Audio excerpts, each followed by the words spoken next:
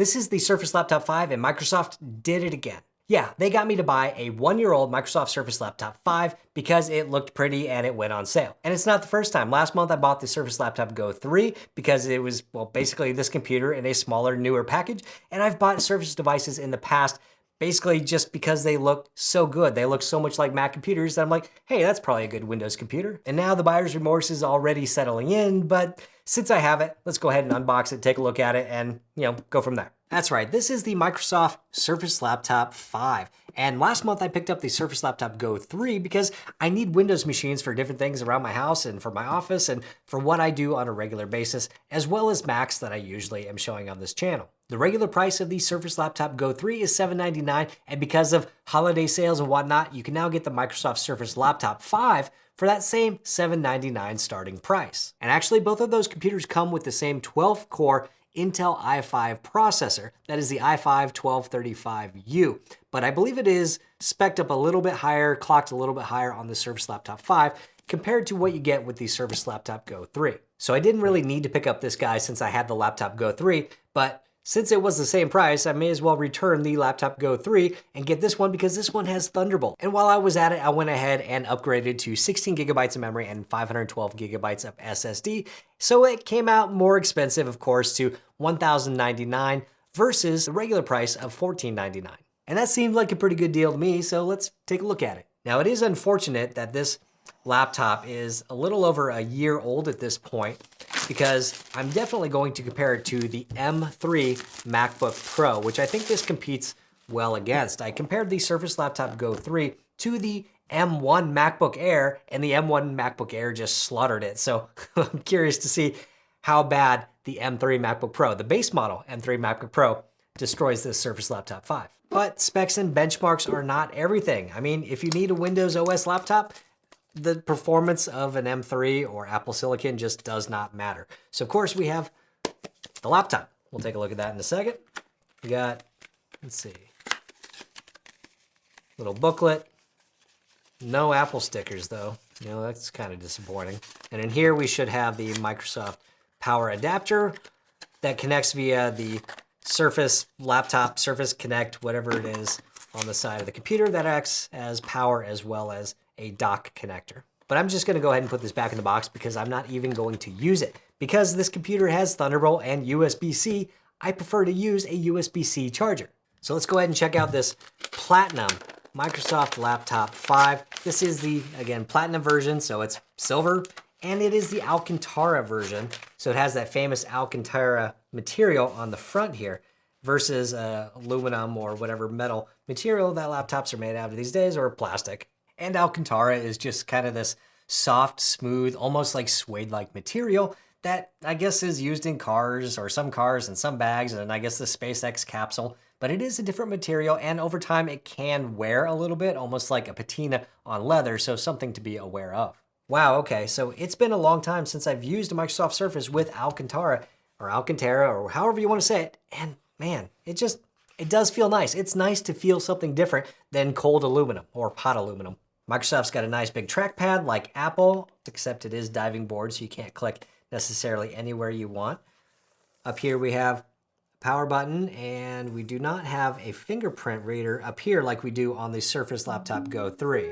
That actually kind of surprises me. So I guess I'll just be using the camera to log in via Windows Hello. Now before I do anything else, let's just go ahead and take a spin around the outside of this laptop and check it out. So nice aluminum on the outside, of course silver. It's classic, it's classy. I like it a lot.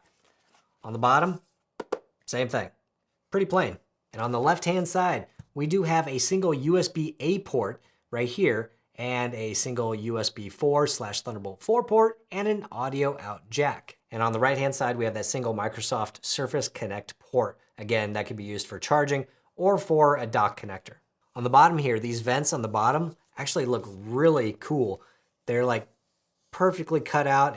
It's got a nice, classy appearance to it. I like it. And that's about it. It's a little wedge-shaped laptop, and on the inside we have a 13.5-inch display. Now, of course, Microsoft's displays are a little bit different. The ratio, I believe, is 3:2 versus something like the MacBook, where the ratio of the screen is something like 16:10. But the 3:2 aspect ratio is actually pretty nice because you get a little bit more height, so you don't have to scroll as much in documents or web pages. The display is 2256 by 1504 pixels at 201 pixels per inch. It's got a contrast ratio of 1300:1, and it has Gorilla Glass 3 on the display. Is it the prettiest display on the market, or does it have the smallest bezels? No, but it looks pretty, and it's a touchscreen, which is a nice change coming from macOS, because yes, sometimes it is nice to just reach up and touch the screen. Now, it really is hard for somebody like me who uses a lot of Apple products not to immediately compare it to Apple devices, but I mean, what can you do, right? But just initial impressions of this device is it's good, and I like the Surface hardware. I think it is really nicely designed hardware. It just, runs a subpar operating system and processor. Go ahead, bash me in the comments. So I'm just going through the setup process of this real quick, and it looks like I have the option to restore from a backup of what I did with the Surface Laptop Go 3. So I'll go ahead and do that, I guess. We'll see what that looks like. Okay, so now we can set up Face Sign In so we can sign in more securely. Yeah, we'll go ahead and set that up. Why not? See what that looks like. Oop. So now it's seeing my face. Oh, well, that was easy.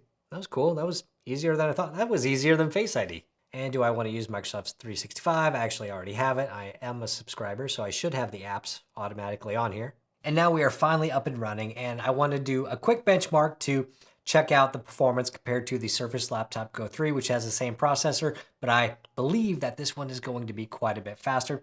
And I also just want to take a quick look at the screen. I'll test the speakers out in a later video when I compare it against other laptops, but this screen is just gorgeous. It's not the same PPI as a MacBook Pro, but it's still incredibly sharp, and I can't see any pixels. So here we go, a little demo video on YouTube, the 2020 LG OLED 8K video, and yeah, that does look stunning. It's not an HDR display. I'm not going to get anything really HDR on this, but it still looks really good. I mean, look at that. You can see all the texture and the hair of these animals and the guy's eye.